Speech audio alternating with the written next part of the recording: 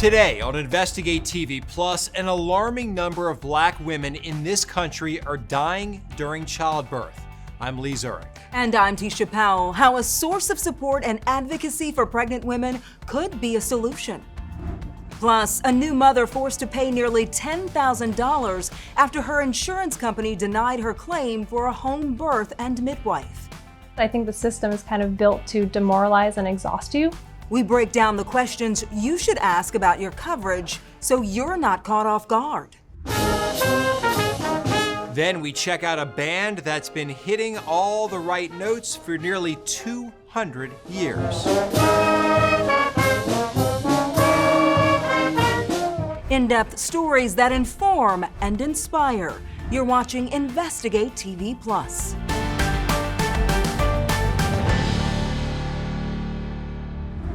The U.S. maternal mortality rate in 2021 was among the highest the country has ever seen, and black maternal deaths have been steadily rising for decades. Black women are 3 times more likely to die from pregnancy-related complications than white women.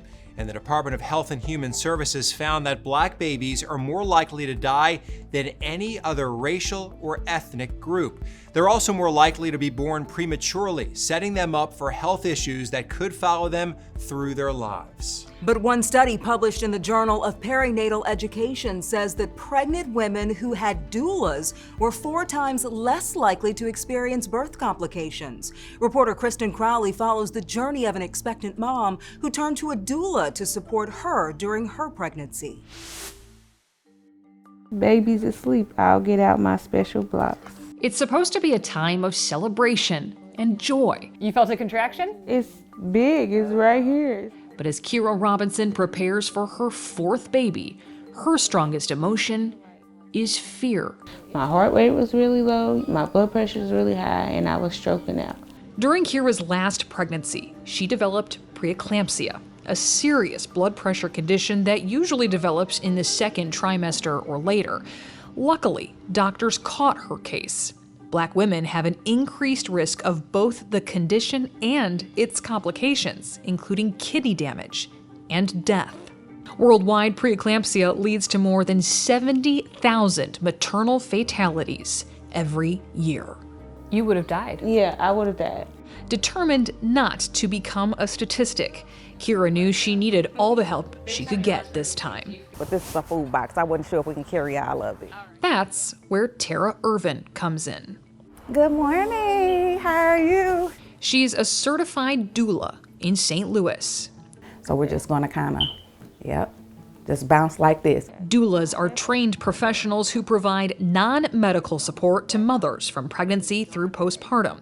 So this will be a good handout just to go over for you and your husband. This can include help with birthing plans, breathing techniques, labor, delivery, breastfeeding, and baby care. I know you like to practice to meditate. To Tara, the work is deeply personal.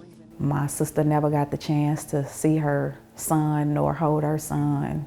At 34 weeks pregnant, her sister Kelly died from toxemia poisoning caused by preeclampsia. Instead of treating her for the condition, doctors sent Kelly home. They thought the 28-year-old had a bladder infection. It was devastating. You know, we figured we was going to go home with her and a baby, but unfortunately, that was not the outcome. Is that why you became a doula? Yes, absolutely. I don't want any family to have to go through what me and my family endured. It was a lot of trauma. I did a lot of things today as far as with my visits. Nearly 30 years later, Tara has turned her pain into action with Parents as Teachers, a home visiting parent education nonprofit serving nearly 200,000 families across the country. The organization created the doula program in St. Louis in 2019. Do you know how many doulas are part of your program right now? We have 4 certified full-spectrum doulas a part of our program. How busy are they? Very. But you have to practice self-care. They teach new and expectant mothers how to advocate for themselves while also providing social, physical, and emotional wellness support. With that smile, you can do it. So far, the program has supported more than 90 births. How many people do you think are out there who need a doula? I believe every woman that is pregnant should have a doula. Dr. Veronica Gillespie-Bell at Ochsner Health in New Orleans agrees. Having a doula involved in one's care has been shown to improve maternal outcomes, breastfeeding outcomes, infant outcomes. And doulas really work in that birthing space in particular to be advocates for their patients. It's a job that's more important than ever amid a growing nationwide maternal mortality crisis, particularly among Black women. According to a recent CDC report, they are more than 2.5 times more likely to die from pregnancy-related causes than white women. Implicit bias is impacting the way that we deliver care so that we are not giving Black women the same quality of care that we're giving other women. You ain't want to stay in this seat. I understand. These doulas are on a mission to change that. They serve primarily Black, low-income mothers, a faction more at risk of not having a positive birthing outcome. And while barriers like cost and lack of insurance coverage can limit access to doula services, this program is free. I think that is the game changer. Women who would not have access to doulas or even know that it is an available resource to be able to get a doula at no cost is life-changing. If every person had a doula, what kind of impact do you think that would have on positive birth outcomes? It would move us much higher up the rung. We would have women surviving birth more, and our babies would see their first birthday and beyond. He doesn't need any blankets, any bumpers that go along the crib. Surviving her pregnancy and delivering a healthy baby was Kira's top priority. And after our interview, she accomplished just that, welcoming a baby boy with Tara by her side. It's always going to be scary no matter what number pregnancy it is. It's always going to be scary, but the support is the support that you need, during delivery that is so important. Support from doulas like Tara, who know just how high the stakes can be for families. It was horrible, and we don't want anybody else to experience that type of pain. So by telling my story, telling the story of my sister is a way for me to give back and hopefully save the life of another woman. And we're not letting her death go in vain. Parents as teachers receive funding in the $1.7 trillion federal budget bill passed in late 2022, amounting to $800 million annually through 2027. And in May 2023, the organization received $7 million in unrestricted funds from the philanthropist Mackenzie Scott. At least 10 states and Washington, D.C. already cover doula care through Medicaid, though reimbursement rates vary. More than a dozen other states are working to add those services. In 2023, members of the Black Maternal Health Caucus introduced the Momnibus Act, which is made up of more than a dozen pieces of legislation that address the needs of Black mothers. One of those bills is the Kira Johnson Act, named for a young mother who should have been celebrating the birth of her second child. My journey to maternal health advocacy has been born out of experience. In April 2016, Charles Johnson and his wife Kira arrived at Cedars-Sinai Hospital in Los Angeles for a planned C-section to deliver her second child, a son named Langston. Kira would not leave the hospital alive. My wife was allowed to bleed internally for 10 hours. More than 10 hours. Since that moment, Charles has become active and vocal in the fight for the maternal health of Black women. It should be a fundamental human right for a mother to give birth to a healthy baby in our country and live to raise that child. He recently traveled to Washington, D.C. to lobby for the bill named for his wife.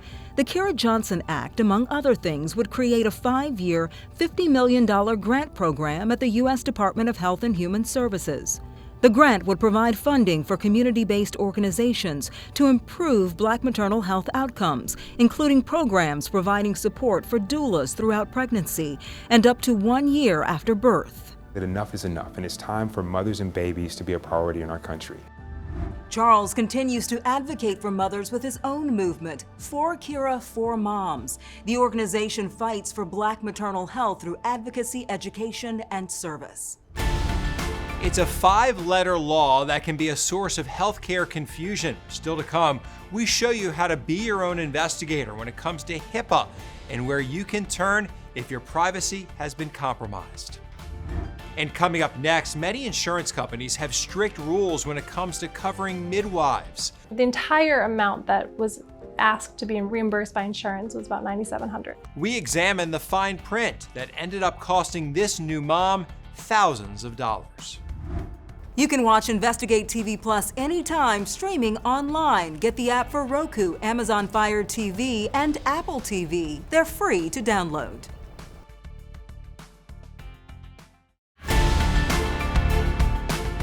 More women are choosing to have their baby at home using a midwife for a more personal and natural childbirth experience. Midwives are not physicians, but some do earn doctorates in nursing. The Cleveland Clinic defines a midwife as a healthcare provider who deals with pregnancy, childbirth, newborn care, and postpartum health. One new mom thought her care with a midwife was covered by insurance, but got a shock when they denied her reimbursement, leaving her with a nearly $10,000 bill. Consumer investigator Carice Jackman shares her challenge and the questions you should ask before choosing a midwife. Vanessa Garcia Clark and her husband Andres adore their son Emmett. Full of energy and activity. I wish I had all that he does. I have coffee, he doesn't. Clark wanted a non-traditional birth, something more personal than a hospital room. She hired a midwife and delivered Emmett at home. The entire amount that was asked to be reimbursed by insurance was about $9,700. Clark paid her midwife in full and waited on their insurance company to reimburse them. After the fact, once they saw the bill, I thought they'd be like, oh, okay, that makes sense. We should do this more often, you know? And that, of course, isn't what happened. Her benefits administrator denied the claim. She sent the insurance company a request for an internal appeal, arguing that because of the Affordable Care Act, prenatal and well child care are all covered services under their health plan, and therefore cannot be denied, regardless of the provider she chose. But insurance denied her claim again, saying Clark's midwife was not a certified midwife, and because certified midwives are not covered, they'll uphold the denial. So you may be asking, what's the difference? According to the American College of Nurse Midwives, a certified nurse midwife is a registered nurse who also has completed intensive graduate level studies in midwifery. A certified midwife also goes through a graduate level nurse midwifery program. The main difference is they are not RNs. Then there are also certified professional midwives who go through training specific to the birthing field, but may not have taken a traditional nursing or healthcare college track. That's the type of provider Clark's midwife is, and she's also licensed in the state of California. Since November, we've contacted Clark's insurance administrator multiple times by email and phone to explain her denial. The company said in an email that it makes decisions based on plan requirements and applicable law, and said due to a respect for privacy, the spokesperson declined to comment on Clark's case. For some mothers, at-home births are not only a different option, but cost-effective. Dr. Elizabeth Rosenthal, editor-in-chief of Kaiser Health News, says before you give birth, ask your insurance provider very detailed questions so you're not caught by surprise. Try and negotiate. Say, wow, $9,000 sounds like a lot of money for an uncomplicated birth. How about I'll give you $5,000? And the really weird thing is often they'll say $5,000 up front, we'll take it, right? So never say, I'll just pay the first bill. Always say, like, can I give you less and will you take it? Clark doesn't regret her decision. She just hopes that by speaking out about this issue, it will shed light on a topic she feels is rarely discussed. What kept me going was that I felt like if I put in this extra time, maybe, just maybe, change would happen and other women wouldn't have to fight so hard and they'd be able to bond with their babies. We should note that the American College of Obstetricians and Gynecologists caution against a planned home birth if you are pregnant with more than one baby, your baby doesn't settle into a position that allows a head-first delivery, or you've had a C-section in the past. You should talk to your healthcare provider before making a decision about a planned home birth. From misspelling to misunderstanding, up next we break down the healthcare law known as HIPAA and show you how to be your own investigator when it comes to who and what it protects. Then later, instruments of history. We take you to Vermont, where the leader of one of the country's oldest bands inspires generations of musicians to keep playing. Our in-depth coverage continues. You can get connected to Investigate TV Plus on all social media platforms.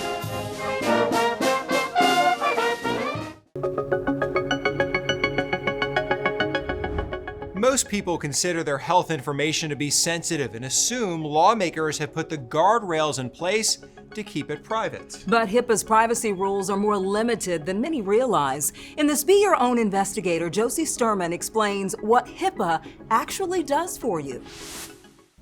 It's one of the most recognizable legal acronyms out there, but also one of the most misunderstood. I'm talking about HIPAA, the federal law that protects your personal health information. And in this Be Your Own Investigator, a quick lesson about what it does and does not cover. Let's get one thing out of the way first. It's HIPAA. That's 2 A's, not 2 P's, like a semi-aquatic mammal. That's because it stands for the Health Insurance Portability and Accountability Act of 1996, which created standards of keeping sensitive health information from being shared without a patient's consent or knowledge. One of the biggest misconceptions about HIPAA is who it covers. Basically, those required to protect your information are health insurance companies and most healthcare providers, like doctors, hospitals, and dentists. But other administrative businesses that work directly with those groups are also included. Other types of organizations or groups, including schools, law enforcement agencies, and life insurance companies, they are not regulated by HIPAA. And there are also exceptions to the protections in general, like if your health information could affect public health or safety. HIPAA also says nothing about anyone asking you for health-related information, like say whether you've had a vaccine or not, or you sharing your information with others. That's your own problem. But this isn't just about who can and can't share your health information. HIPAA also gives you the right to access your own records. You have a legal right to request your own protected information from your doctor, hospital, or health insurance plan, and they have to give it to you, even if you haven't paid your health care bill, though the law does give them the right to charge for copies. The U.S. Department of Health and Human Services has a whole buffet of information. Just go to hhs.gov/HIPAA. That's also where you can file a complaint if you think your privacy has been violated. With this Be Your Own Investigator, I'm Josie Sturman. Up next, a conductor inspired by his band's musical history.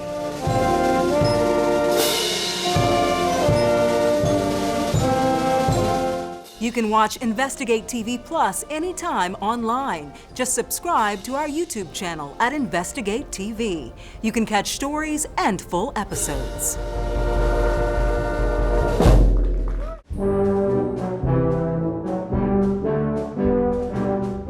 One of the nation's oldest bands continues to hit all the right notes. The St. Johnsbury Town Band has been around since the 1800s.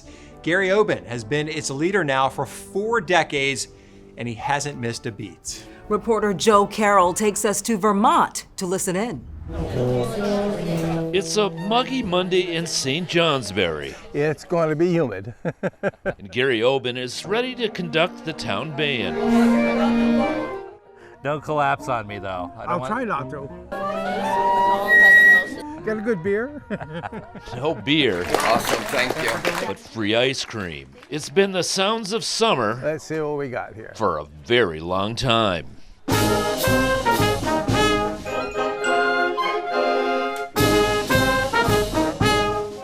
It's the 3rd oldest band in the country, continuously operating. And I like to say we're the oldest amateur town band in the country. The date, 1830. Andrew Jackson was president. America's first railroad station opened up in Baltimore. And New York City's population was hovering around 200,000. Why do you think the band has survived for so long? Just a lot of luck, for one. Gary's been the band leader for over 4 decades. One one time there was huge numbers of band. Even a town like North Danville for a couple of years had its own band. And that's just a few houses. Gary should know. There's photos from all over the state. His research has turned into a book called History of Town Bands in Vermont. When did you do it? Oh, just a few months ago. The book just came out a few months ago. Yeah. A new book on an old subject. He traces the first band in the Green Mountains to 1805 in Bennington County. The instruments weren't even invented yet. Instruments we use now. What were they using? I'm not sure. He speculates mostly drums and bugles, and until the 1940s, it was all men. Today's band is varied in age and instruments, and women make up half the ensemble.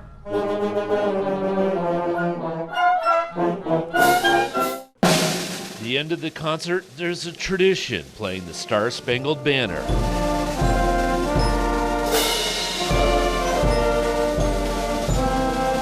The song officially became our national anthem in 1931, a century after the St. Johnsbury Group was formed. History in the Northeast Kingdom. The band plays on. Nice concert, folks. Well, that makes me want to take out my old trumpet. You know, I was a trumpet player. You were a trumpet player? Way back in middle school. Wow, just middle school? Well, you middle quit? school and then junior high, and then I quit. Then you quit? Yeah. Not good, or just you moved on to other things? I moved on to other things. That's fair. But I still miss it, though. Oh, Yeah. all right, pull it out next show. That's it for us here on Investigate TV Plus. I'm Lee Zurich. And I'm T. Chappelle. Thanks for watching.